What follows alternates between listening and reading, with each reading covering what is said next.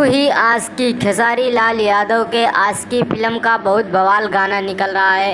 यह गाना बहुत ही हाई लेवल का है। दोस्तों बात करते हैं, इस गाने को भोजपुरी इंटरटेन रंगीला पर रिलीज किया जाएगा और खेसारी लाल यादव और अमरपाली दुबे जी हैं। दोस्तों बात करते हैं, यह 29 जनवरी सुबह 6 बजे निकलेगा। दोस्तों आप लोग 29 तारीख को दोस्तों सुबह 6 बजे आप लोग जाकर भोजपुरी रंगीला पे खेसारी लाल के इस गाने का आनंद लीजिए।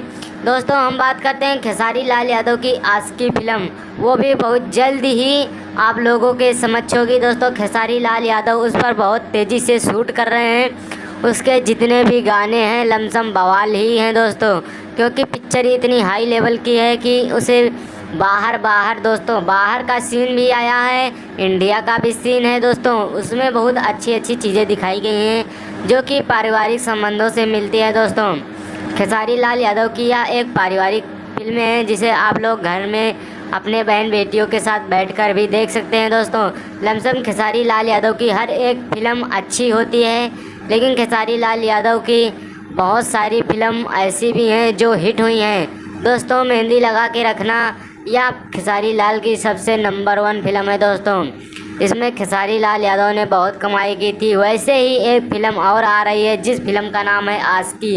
आशिकी में भी खेसारी लाल यादव ने इस प्रकार इस फिल्म को बना दिया है कि यह फिल्म बहुत ही हाई लेवल की है।